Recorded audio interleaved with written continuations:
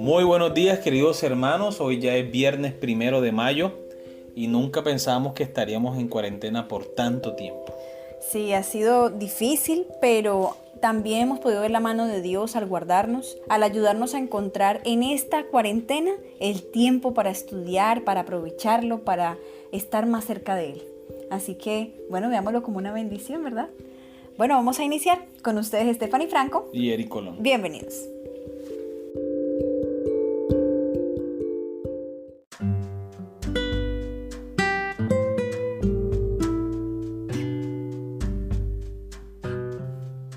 Muy bien, iniciamos nuestro estudio de hoy para estudiar y meditar. En el capítulo sobre interpretación bíblica del Tratado de Teología Adventista del Séptimo Día, lee las partes sobre la analogía de las Escrituras son su propio intérprete, la coherencia de las Escrituras y la claridad de las Escrituras, páginas 75 a la 77. También leeremos la educación, capítulo 20, la enseñanza y el estudio de la Biblia, en las páginas 185 a la 192, y mensajes selectos, tomo 3, la primacía de la palabra, páginas 31 a la 35. Muy bien, empezaremos nuestros estudios por partes. Leeremos primero Analogía de las Escrituras, que lo encontramos en el Tratado de Teología Adventista del Séptimo Día, y vamos a ir leyendo cada uno de los puntos y presentando un ejemplo bíblico para ir entendiendo mejor. El principio de la analogía de las Escrituras tiene tres aspectos principales. Número 1, las Escrituras son su propio intérprete. Número 2, la coherencia de las Escrituras. Y número 3, la claridad de las Escrituras. Empezamos con el primer punto. Las Escrituras son su propio intérprete. Según lo expresó Martín Lutero, las Escrituras son su propia luz, por causa de la unidad subyacente entre las variadas partes de la Escritura. Una porción de la Escritura interpreta a la otra y se torna en la clave para entender pasajes relacionados. Tenemos un ejemplo en el libro de Proverbios, capítulo 23, versículo 26. La palabra de Dios dice: «Dame, hijo mío, tu corazón y miren tus ojos por mis caminos». ¿Cómo podemos entender la palabra corazón? Exactamente a qué se refiere. Bien, para saber a qué se refiere, pues la misma Biblia es la que nos va a decir, porque como estamos mirando el punto de que las Escrituras son su propio intérprete, pues vamos a dejar que ellas mismas sean las que nos expliquen. Vamos a mirar Mateo capítulo 15, versículo 19. Porque del corazón salen los malos pensamientos, los homicidios, los adulterios, las fornicaciones, los hurtos, los falsos testimonios, las blasfemias. Ahí tenemos la primera mención de la palabra corazón. Y el hecho de que este versículo haga alusión a pensamientos nos da a entender que la palabra corazón no se refiere al órgano que bombea la sangre en todo nuestro cuerpo, sino más bien a la mente, que es donde se encuentran los pensamientos. Pero creo que podemos ver otras citas más para confirmar lo que tú estás diciendo. Miremos ahora Proverbios capítulo 4, versículo 23. Sobre toda cosa guardada, guarda tu corazón, porque de él mana la vida. Proverbios capítulo 2, versículos 2 al 6. Haciendo estar atento tu oído a la sabiduría, si inclinares tu corazón a la prudencia, si clamares a la inteligencia y a la prudencia dieres tu voz, si como a la plata la buscares y la escudriñares como a tesoros, entonces entenderás el temor de Jehová y hallarás el conocimiento de Dios, porque Jehová da la sabiduría y de su boca viene el conocimiento y la inteligencia. Aquí notamos que está hablando que si inclinamos el corazón a la prudencia, y también está hablando de la sabiduría, está hablando del conocimiento y de la inteligencia. ¿Y todo esto dónde se almacena? En la mente. En la mente.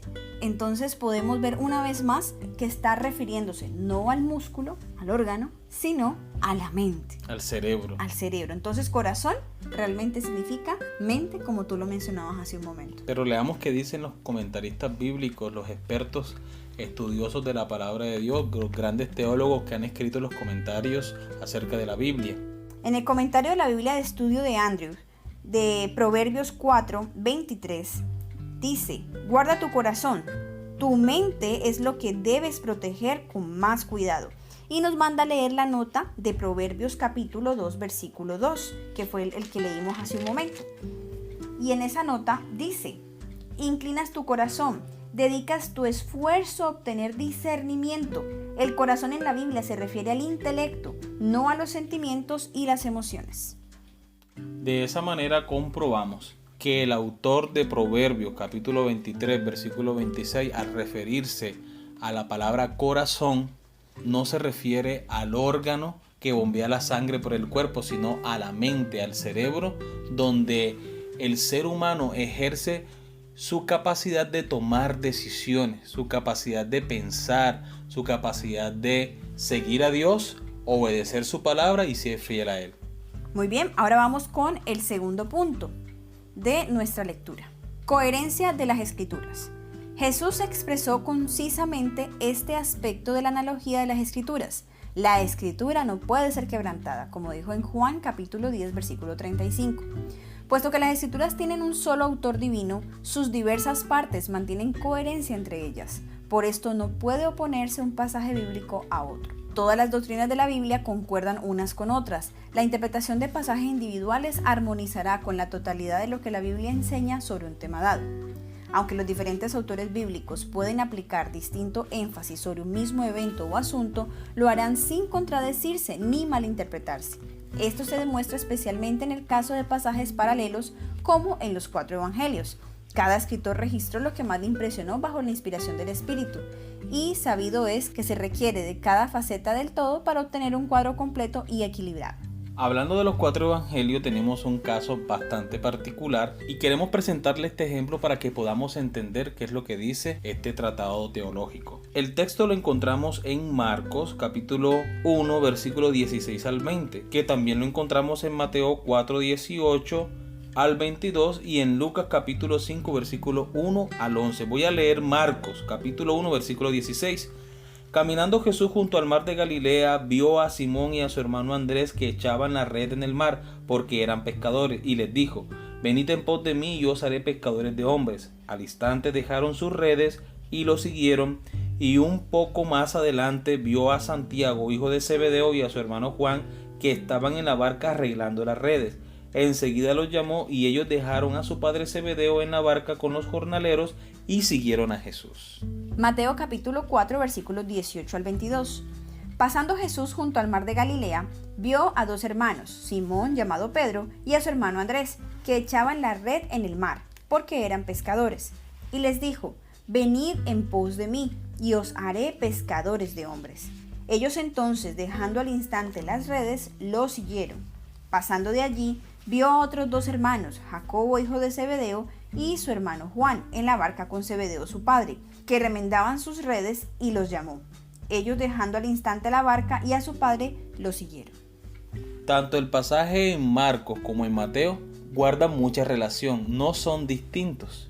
Pero cuando leemos Lucas capítulo 5 encontramos todo un panorama que no se menciona en los anteriores pasajes. Lucas capítulo 5 versículo 1. Un día Jesús estaba junto al lago de Genesaret y la gente se aglomeró ante él para oír la palabra de Dios. Vio 2 barcas cerca de la orilla del lago. Los pescadores habían descendido y lavaban sus redes. Subió a una de esas barcas, que era de Simón, y le rogó que se alejara un poco de la tierra, y sentándose enseñaba a la gente desde la barca.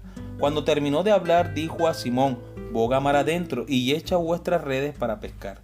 Respondió Simón: Maestro, hemos trabajado toda la noche y nada hemos pescado, pero por tu palabra echaré la red. Y al hacerlo así, apresaron tal cantidad de peces que la red se rompía. Entonces hicieron señas a los compañeros que estaban en la otra barca para que viniesen a ayudarles. Y vinieron y llenaron las 2 barcas de tal manera que casi se hundían.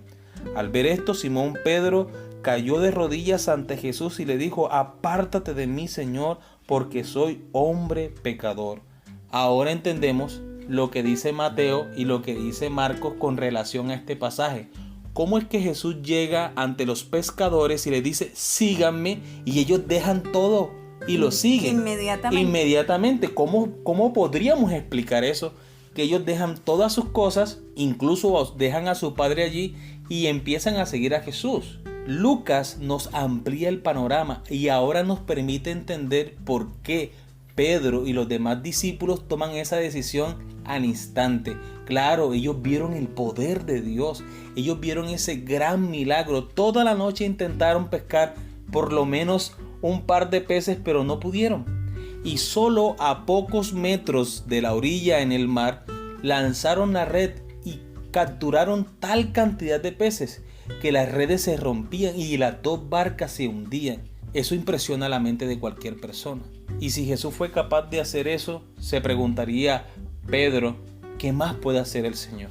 Muy bien, es algo para que cada vez nos animemos más a estudiar la palabra del Señor. Como este texto, hay muchos otros que también nos pueden dar panoramas mucho más grandes para darnos cuenta de qué era lo que estaba pasando. Vamos con el punto número 3, claridad de las Escrituras.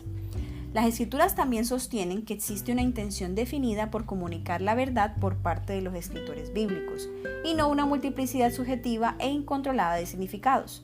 Jesús y los apóstoles hablaron con autoridad. No dieron una de muchas interpretaciones posibles de un pasaje, sino su verdadero significado según la intención del escritor humano y el autor divino. De igual modo, la interpretación del Nuevo Testamento no pretende agotar el significado de un pasaje particular del Antiguo Testamento. Todavía hay lugar para una exégesis escrupulosa. También hay instancias en las que el escritor bíblico intencionalmente empleó una terminología o fraseología con una amplitud de significado que abarca varias acepciones diferentes según lo indica el contexto inmediato del pasaje. Bien, para este punto vamos a presentar un ejemplo bastante interesante que encontramos en las Sagradas Escrituras. Noten lo que dice Santiago capítulo 2, versículo 14, hablando acerca de la justificación del ser humano. Hermanos míos, ¿de qué aprovechará si alguno dice que tiene fe y no tiene obras? ¿Podrá la fe salvarle? Versículo 21. ¿No fue justificado por las obras Abraham, nuestro padre, cuando ofreció a su hijo Isaac sobre el altar? ¿No ves que la fe actuó juntamente con sus obras y que la fe se perfeccionó por las obras?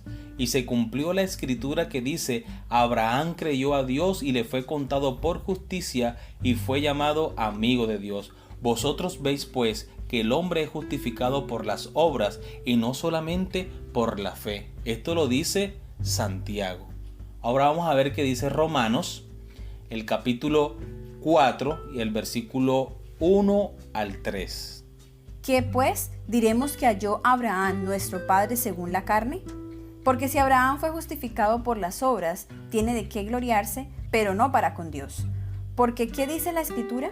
Creyó Abraham a Dios y le fue contado por justicia. Versículo 13.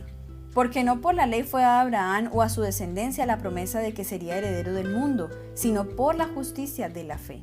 Muy bien, en estos dos pasajes nos presentan dos cosas aparentemente contradictorias. Por un lado está el apóstol Pablo que escribe a los romanos diciendo que el ser humano se justifica delante de Dios por la fe, así como nuestro padre Abraham, que creyó en Dios y le fue contado por justicia. Pero Santiago presenta aparentemente un caso contrario. Dice que el hombre es justificado por las obras, no simplemente por la fe, porque la fe sin obras está muerta. Ambos autores bíblicos están citando el libro de Génesis, el capítulo 15, el versículo 6. Y creyó a Jehová y le fue contado por justicia. Son referencias del Antiguo Testamento que utilizan para enseñar un principio de vida cristiana acerca de la justificación del hombre para con Dios. ¿Cómo podemos entender este pasaje de las Sagradas Escrituras si aparentemente hay una contradicción? ¿Quién tiene la razón? ¿La tiene Santiago o la tiene Pablo? ¿Cómo lo podemos entender? Creo que ahí lo más importante es mirar también el contexto. Muy bien. Sucede que Pablo le está hablando a un grupo de creyentes que creen que por medio de las obras pueden alcanzar la salvación. Mientras que Santiago le habla a un grupo de creyentes que creen que solo por la fe y nada más que la fe ellos pueden ser salvos. Pero ambos autores están tratando de buscar el equilibrio en la vida cristiana. Es necesario la fe en la vida del ser humano, pero una fe que obra la voluntad de Dios, como le presenta el libro de Efesios, el capítulo 2 y el versículo 8. Efesios capítulo 2, versículos 8 al 10. Porque por gracia sois salvos por medio de la fe, y esto no de vosotros, pues es don de Dios, no por obras para que nadie se gloríe. Porque somos hechura suya, creados en Cristo Jesús para buenas obras, las cuales Dios preparó de antemano para que anduviésemos en ellas. Notan que ahora Este texto de la palabra de Dios toma tanto el argumento de Santiago como el argumento de Pablo y los compone en una sola enseñanza, en un solo principio de vida cristiana. Es cierto que nosotros somos salvos por la gracia, por medio de la fe, no por obras, porque es un don de Dios para que nadie se gloríe. Pero lo que Dios espera de cada creyente es que nosotros podamos obrar las buenas obras que Dios preparó de antemano para que anduviésemos en ellas. Las obras son una evidencia de que hemos aceptado a Jesús como nuestro Salvador personal. Las obras son una evidencia de que hemos creído y las obras son una evidencia de nuestra fe. Si nosotros no tenemos fe, entonces tampoco podremos hacer las obras del Señor. El ejemplo que están utilizando los dos autores bíblicos es el caso de Abraham cuando lleva a su hijo Isaac a ser sacrificado. El Señor le da una orden que debe sacrificar a su hijo. Abraham obedece a la voz del Señor, aunque su corazón decía que hiciera lo contrario. Él obedece, toma a su hijo, las provisiones y lo lleva hasta el monte para ser sacrificado. Pero en su corazón guardaba la fe, que así como Dios podía quitar la vida, también la podía devolver. Abraham creyó en todo momento que los dos subirían al monte y bajarían, así como lo expresa el relato bíblico. Todo el tiempo Abraham creyó que volvería con su hijo de nuevo a casa. Ahí está en función tanto la fe como la obediencia. Pero mira que es importante ver que la Biblia nos permite conocer esta historia para que entendamos que no solamente con creer ya fue, sino que necesitamos obrar, como decías tú ahora, conforme a esa fe que tenemos, creyendo. No que en nuestro corazón creemos algo, pero con la boca y con las acciones mostramos algo totalmente diferente. Debemos ser coherentes con la fe que profesamos. No podemos decir que debemos amar al prójimo, pero cuando llegue el momento de servirle, no lo hagamos. Debemos reflejar a Dios en todos los aspectos de nuestra vida. Debemos enseñar el amor de Dios a otras personas. Muy bien, continuamos ahora con la lectura de La Educación, capítulo 20, la enseñanza y el estudio de la Biblia. Y Mensajes Selectos, tomo 3, la primacía de la palabra. Hablando de Jesús, durante su ministerio, su íntimo conocimiento de las Escrituras dio testimonio de la diligencia con que las había estudiado. Y puesto que él obtuvo su conocimiento del mismo modo como podemos obtenerlo nosotros, su maravilloso poder mental y espiritual es una prueba del valor de la Biblia como medio educativo. El estudio de la Biblia requiere nuestro más diligente esfuerzo y nuestra más perseverante meditación. Con el mismo afán y la misma persistencia con que el minero excava la tierra en busca de tesoro, debemos buscar nosotros el tesoro de la palabra de Dios. En el estudio diario, el método que consiste en examinar un versículo tras otro es a menudo de mucha utilidad. Tome el estudiante un versículo, concentre la mente para descubrir el pensamiento que Dios encerró allí para él y luego medite en él hasta hacerlo suyo. Un pasaje estudiado en esa forma, hasta comprender su significado, es de más beneficio que la lectura de muchos capítulos sin propósito definido y sin que se obtenga verdadera instrucción. Una de las principales causas de la ineficacia mental y la debilidad moral es la falta de concentración para lograr fines importantes. La Biblia es su propio intérprete. Debe compararse texto con texto. El estudiante ha de aprender a considerar la Biblia como un todo y a ver la relación que existe entre sus partes. Tiene que adquirir el conocimiento de su gran tema central, del propósito original de Dios hacia el mundo, del comienzo de la gran controversia y de la obra de la redención. Muy bien, continuamos con el capítulo número 4 de Tomos Selectos, el tomo 3, la primacía de la palabra. Aquí la sierva del Señor se toma el tiempo para darle el lugar que le corresponde a la Biblia. Voy a leer por lo menos 3 apartes. Relación de los escritos de Elena de White con la Biblia, recomendándola como el libro supremo. Recomiendo al amable lector la palabra de Dios como regla de fe y práctica. Por esa palabra hemos de ser juzgados. En ella Dios ha prometido dar visiones en los postreros días, no para tener una nueva norma de fe, sino para consolar a su pueblo y para corregir a los que se apartan de la verdad de la Biblia. Otra cita: no ha de tomar el lugar de la palabra de Dios. El Señor desea que estudiéis vuestras Biblias. Él no ha dado ninguna luz adicional para tomar el lugar de la palabra de Dios. Esta luz se da con el propósito de concentrar en su palabra las mentes confundidas, y si se asimilan y digiere es la sangre y la vida del alma. Y por último, adquirid las pruebas de la Biblia. En el trabajo público no hagáis prominente ni citéis lo que la hermana Elena de White ha escrito, como autoridad para sostener vuestra posición. El hacer esto no aumentará la fe de los testimonios. Presentad vuestras evidencias de forma clara y sencilla, extrayéndolas de la palabra de Dios. Un así, dice el Señor, es el testimonio más poderoso que podéis presentar a la gente. Que nadie sea educado a mirar a Elena de White, sino a Dios poderoso que ha instruido a Elena de White. Debería enseñarse al estudiante de la Biblia a acercarse a ella con el espíritu del que aprende. Debemos escudriñar sus páginas, no en busca de pruebas que apoyen nuestras propias opiniones, sino para saber lo que Dios dice. Solo se puede obtener un verdadero conocimiento de la Biblia mediante la ayuda del Espíritu que dio la palabra, y a fin de obtener ese conocimiento debemos vivir de acuerdo con él. Debemos obedecer todo lo que la palabra de Dios manda. El estudio de la Biblia requiere nuestro más diligente esfuerzo y nuestra más perseverante meditación. Con el mismo afán y la misma persistencia con el que el minero excava la tierra en busca de tesoro, deberíamos buscar nosotros el tesoro de la palabra de Dios. La Educación, página 189. Cuando hagan de la Biblia vuestro alimento, vuestra comida y vuestra bebida, cuando hagan de sus principios los elementos de vuestro carácter, sabrán mejor cómo recibir el consejo de Dios. Exalto la preciosa palabra de Dios delante de ustedes hoy. No repitan lo que yo he dicho. La hermana de Elena de White ha dicho así y la hermana White ha dicho asá. Descubran lo que el Señor de Israel ha dicho y entonces hagan lo que Él ordena. Mensajes Selectos, tomo 3, página 35. Muy bien, vamos ahora a las preguntas. ¿Qué creencias erróneas tienen algunos porque solo analizaron algunos textos selectos en vez de estudiar todo lo que dice la Biblia sobre un tema? Muy bien, queremos presentar una creencia de una congregación religiosa. En la Biblia, el uso de la expresión Espíritu Santo indica que es una fuerza controlada que Jehová Dios usa para llevar a cabo diversos propósitos. Hasta cierto grado puede compararse con la electricidad, una fuerza que puede emplearse para una gran variedad de funciones.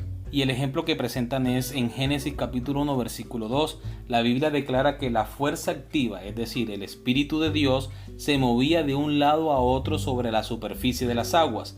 Aquí el Espíritu de Dios era su fuerza activa obrando para dar forma a la tierra. Algunas congregaciones religiosas creen que el Espíritu Santo solo es una fuerza activa de Dios, el poder de Dios para obrar su voluntad, pero no tienen en cuenta la gran evidencia bíblica que hay acerca del Espíritu Santo como la tercera persona de la deidad. Tenemos muchas evidencias bíblicas que comprueban la naturaleza del Espíritu Santo en igualdad con el Padre y el Hijo. El primer texto lo encontramos en Lucas capítulo 1 versículos 28 al 35. Y entrando el ángel en donde ella estaba, dijo: Salve, muy favorecida, el Señor es contigo, bendita tú eres entre las mujeres. Mas ella, cuando vio, se turbó por sus palabras y pensaba: ¿qué salutación será esta? Entonces el ángel le dijo a María: No temas, porque has hallado gracia delante de Dios. Y ahora concebirás en tu vientre y darás a luz un hijo y llamarás su nombre Jesús. Este será grande y será llamado Hijo del Altísimo, y el Señor Dios le dará el trono de David su padre. Y reinará sobre la casa de Jacob para siempre, y su reino no tendrá fin. Entonces María dijo al ángel: ¿Cómo será esto? Pues no conozco varón. Respondiendo el ángel le dijo: El Espíritu Santo vendrá sobre ti, y el poder del Altísimo te cubrirá con su sombra. Por lo cual también el santo ser que nacerá será llamado Hijo de Dios. Aquí vemos las tres personas de la deidad interactuando en el plan de salvación: el Padre, el Hijo y el Espíritu Santo. Un texto más lo encontramos en Mateo capítulo 3 versículos 16 y 17. Y Jesús, después que fue bautizado, subió luego del agua, y he aquí los cielos le fueron abiertos, y vio al Espíritu de Dios que descendía como paloma y venía sobre él. Y hubo una voz de los cielos que decía: Este es mi Hijo amado, en quien tengo complacencia. Nuevamente vemos las tres personas de la deidad, Padre, Hijo y Espíritu Santo, interactuando en el plan de la salvación, en el ministerio que estaba ejerciendo Cristo en la tierra en favor del ser humano. Otro texto más lo encontramos en Juan 14, versículo 15 al 17. Si me amáis, guardad mis mandamientos, y yo rogaré al Padre, y os dará otro Consolador, para que esté con vosotros para siempre, el Espíritu de verdad, al cual el mundo no puede recibir, porque no le ve ni le conoce, pero vosotros le conocéis, porque mora con vosotros y estará en vosotros. En este caso vemos algo bastante interesante en esta cita, y es que Jesús dice que dará otro Consolador. La palabra otro se refiere a que es otro igual a Él, que tiene el mismo rango, el mismo nivel que Él, que es Dios igual que Él. Así que aquí vemos una de las muestras de por qué el Espíritu no puede ser una fuerza. Y también en la misma cita, hacia el final, el 17, vemos que el Espíritu Santo dice que vosotros le conocéis. Cuando conocemos a alguien, a una persona, mora con vosotros y estará en vosotros, porque es una persona. Muy bien, otro texto lo encontramos en Romanos capítulo 8, versículo 26. Y de igual manera el Espíritu nos ayuda en nuestra debilidad, pues que hemos de pedir como conviene. No lo sabemos, pero el Espíritu mismo intercede por nosotros con gemidos indecibles. El Espíritu Santo no puede ser simplemente una fuerza activa de Dios si Romanos presenta que Él intercede por nosotros delante del trono de la gracia mediante gemidos indecibles. Es decir, Él nos ayuda en nuestra debilidad. Nosotros somos seres limitados por nuestra mente pecaminosa. No sabemos pedir correctamente las cosas. Así que nosotros pedimos al Señor algo y el Espíritu Santo transforma esas palabras en un olor fragante para que se presente delante del trono de la gracia y nuestras oraciones puedan ser contestadas. Otra evidencia textual la encontramos en el libro de Hechos, capítulo 5, versículo 3.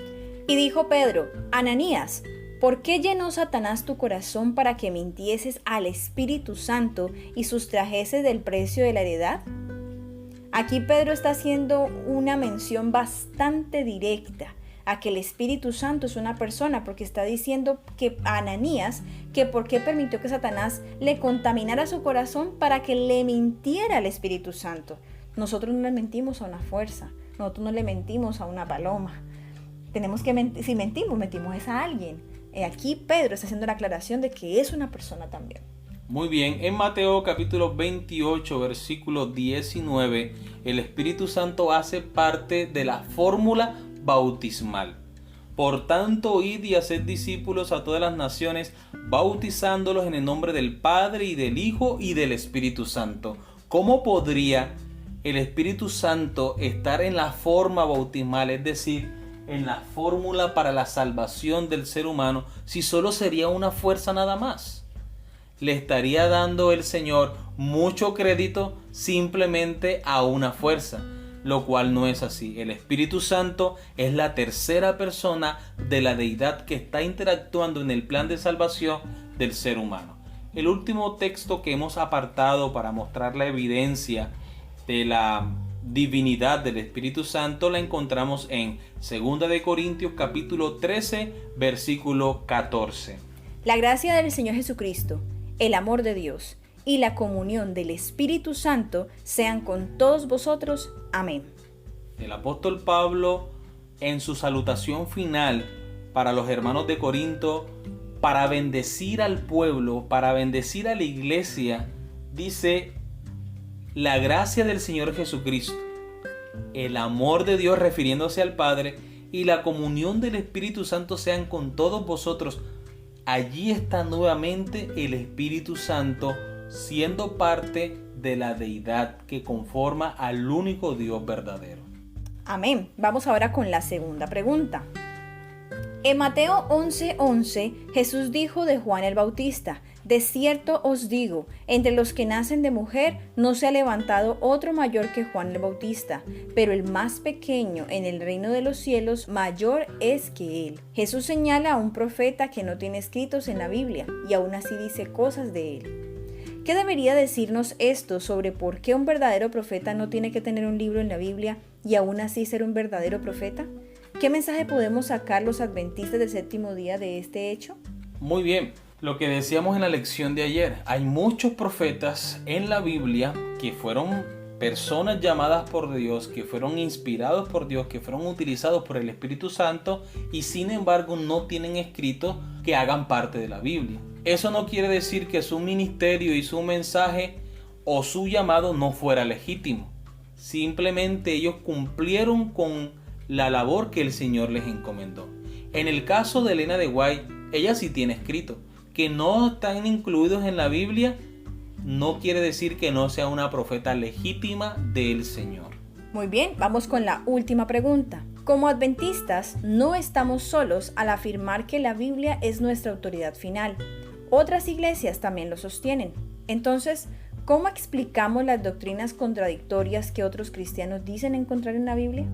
Pienso que esto es un asunto más bien de conciencia. Cuando nosotros leemos la Biblia y solo la Biblia, no podemos encontrar contradicciones en ella. Voy a presentar un caso bastante particular y es la observancia del sábado. La Biblia, desde Génesis hasta el Apocalipsis, enseña la observancia del día sábado, el séptimo día, como día de reposo. Sin embargo, la mayoría del mundo cristiano hoy guarda el domingo, pero en la Biblia no hay ni siquiera un solo texto bíblico que apoye o avale la observancia del domingo como día de reposo. Sin embargo, muchas iglesias guardan ese el domingo. ¿Cómo podríamos explicar las doctrinas contradictorias que otros cristianos dicen encontrar en la Biblia? Pues no están poniendo en práctica el principio bíblico de sola escritura. Porque si nosotros nos sometemos a la palabra de Dios, no vamos a encontrar ninguna evidencia de que el Señor o alguno de los apóstoles haya hecho un cambio del sábado por el domingo. Esto es un asunto más bien de conciencia. Las personas, si son humildes, si son sinceras y van al texto de la Biblia, van a encontrar la verdad reflejada en la palabra de Dios. Yo agregaría también, amor, algo importante, y es que tal vez en algunos casos suceda que no sea solo conciencia, que tal vez vaya un poco más allá y sea que la persona no sepa, no porque no haya leído la Biblia, sino porque han permitido que en su fe, en sus creencias, se hayan también metido ideas que vienen de hombres que no fueron inspirados por Dios. Porque es que fulanito dijo que se cambió a tal día porque los hermanos X o Y, entonces por eso se cambió. Muchas veces, y he escuchado a personas que dicen que es porque es que el sábado es muy complicado, los hermanos no pueden el sábado porque trabajan, este mundo funciona comercialmente los sábados, entonces para facilitarle a los hermanos se abre el domingo y que también se está respetando un día que es consagrado al Señor y para hacer obras. Y uno escucha todo el asunto que dicen las personas, que puede sonar muy bonito, pero cuando Dios te dice que es blanco, es blanco. No es negro, no es gris, no es rosadito, no es otro color. Si Dios te dice que de una manera, pues así debe de hacerse. Y lo más especial que te comentaba ahora, amor, es que el sábado no solamente está en la ley que fue escrita en tablas de piedra, sino que mucho antes, incluso desde la misma creación, Dios le compartió al ser humano las dos instituciones que yo diría que son las más importantes, porque en la misma creación las instituyó: el matrimonio y el día sábado. Y se los recalcó a Adán y a Eva para que desde ellos y en adelante siguieran siendo instituciones sagradas de Dios. Muchas personas, también es cierto, amor, que interpretan la Biblia a su acomodo. Hablando de este asunto del sábado, muchos de ellos interpretan el sábado como la palabra sábado significa descanso, reposo, Sabbat. Ellos dicen que la Biblia no se está refiriendo a un día literal, sino más bien al acto de reposar, de descansar. Y muchos dicen, no, es que mi sábado es el domingo, Mi sábado es el miércoles porque es el día que yo puedo descansar. Y no es así, ya tú lo mencionaste. El Señor instituyó el sábado, el séptimo día de la creación, como un día literal. Es el único día que tiene una doble bendición de Dios. Lo bendijo y lo santificó.